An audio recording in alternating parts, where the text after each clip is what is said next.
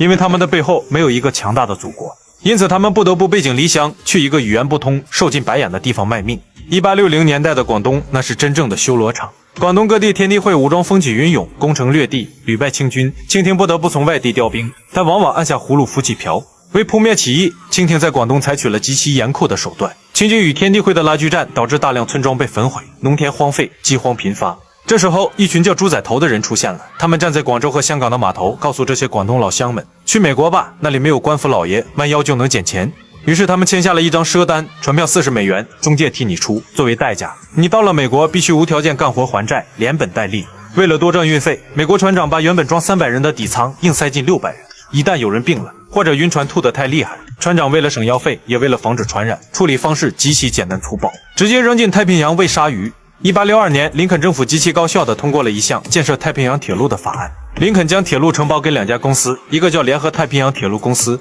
另一个叫中央太平洋铁路公司，简称中央铁路。美国政府开出了天价悬赏，谁修得多，谁就拿得多。每修1英里，政府给1.6万美元的低息贷款，外加铁路两旁5公里的土地所有权。中央铁路的老板有4个，领头的是利兰斯坦福。此时的他是加州州长，是共和党金主，更是一个坚定的排华主义者，但打脸来的总是那么快。开工2年后，斯坦福站在停滞的工地上，想死的心都有。铁轨像蜗牛一样，只爬了80公里。照这个速度，修完这条铁路需要14年，也就是要等到1877年。斯坦福雇佣的白人劳工不单只45美元1月包吃住，而且极难伺候。内华大山的冬天零下20度，白人劳工嫌冷，夏天酷热，嫌累，稍微不如意就甩手不干。在这群有退路、有脾气的白人面前，斯坦福束手无策。就在公司即将关门大吉的时刻，负责现场施工的2当家克洛克提了一个建议：加州现在有5万多华人，要不请一部分试试？先是请了50个华工，他们惊讶地发现，这群华工没有抱怨环境恶劣，没有要求涨工资，甚至没有废话，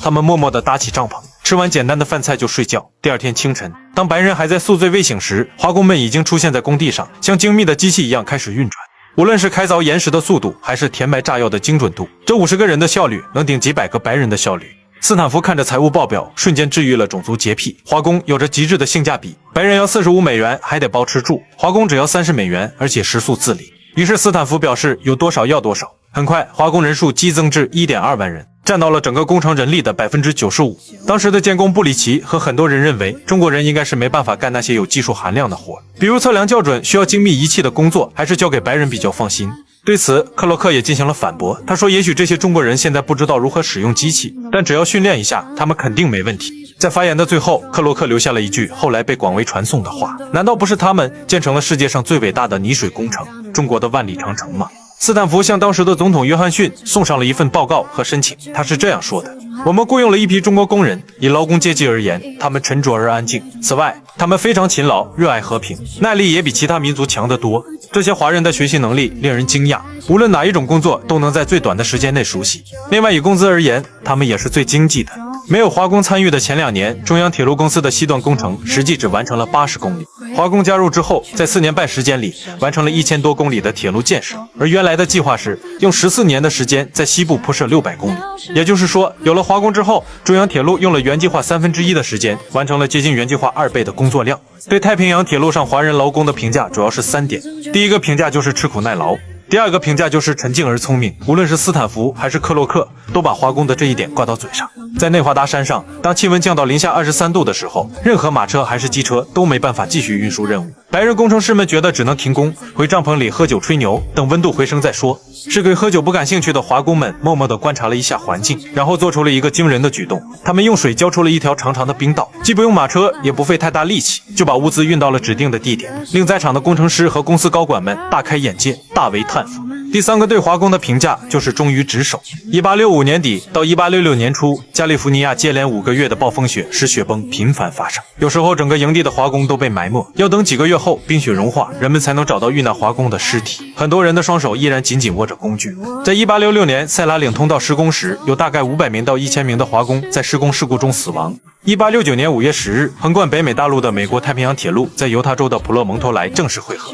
当天中午12点30分，中央太平洋铁路公司总裁、前加州州长斯坦福把一枚纯金的道钉放在钉孔中，然后一锤子砸下去，举国欢腾，各地教堂钟声悠扬。芝加哥还进行了群众大游行，国歌响彻在整个美国大陆上。这条花费了6年时间建成的铁路意义太重大了。从这一天起，东海岸的纽约到西海岸的旧金山只需要6天时间，而原来需要6个月。在加州盛大的庆功酒会上，一位叫贝内特的法官举着高脚杯表示，在加州民众的血管中流着4个当代最伟大民族的血液，我们要感谢法国人的勇猛，德国人的哲学头脑和坚定精神，英格兰人的不屈不挠的毅力，爱尔兰人不知忧愁的火爆脾气。他们各自为工程做出了一份恰如其分的贡献。对于华人的贡献只字未提，只有当初力主雇佣华工的克洛克尴尬地站起来补了一句，别忘了那群勤劳的中国人，没有他们的勤劳，我们今天喝不到这杯酒。但这句真话瞬间淹没在白人们的欢笑声中。华工的贡献在很长的一段时间里，就像是被内华达州的雪山覆盖住了一样，无人提及。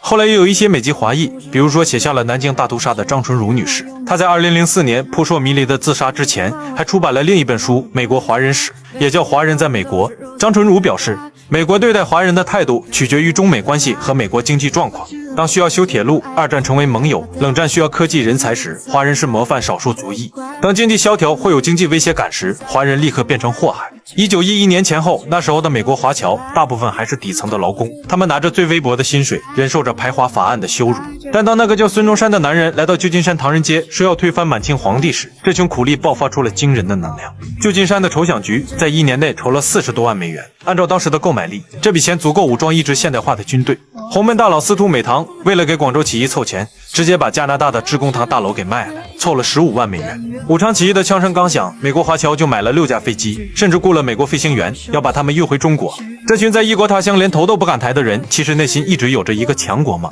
1937年，日本人的钢铁洪流踏碎了卢沟桥，美国华侨疯了。这一次不是为了革命，是为了保主。1938年，旧金山中华总会馆搞了个活动，叫大家少吃一顿饭，把钱捐给国家。结果1天之内，20万人涌上街头，那场面比过年还热闹。全美华侨靠着这种抠牙缝的方式，硬生生筹了100万美元。有钱出钱，有命出命。旧金山的3亿总会馆集资买飞机送回国，更有一群不要命的跑去美洲中华航空学校学开飞机，为了回国当那只飞蛾去扑向日本人的战舰。仅司徒美堂一个人号召回国的飞行员就有好几百人。整个抗战期间，美国华侨捐款高达2500万美元，那是他们在那该死的洗衣房里一件衣服一件衣服搓出来的救命钱。许多洗衣工、餐馆工将省吃俭用攒下的每一分钱都投入捐款箱，甚至有人典当首饰，变卖家当，一生积蓄换成一纸张薄薄的汇款单就回中国。1930年代，日本不仅军事强，外宣更强，他们在国际上把自己包装成亚洲的文明之光，把侵略说成是共荣。在纽约和旧金山，华侨们像发疯一样印传单、办报刊，他们把日军屠城的照片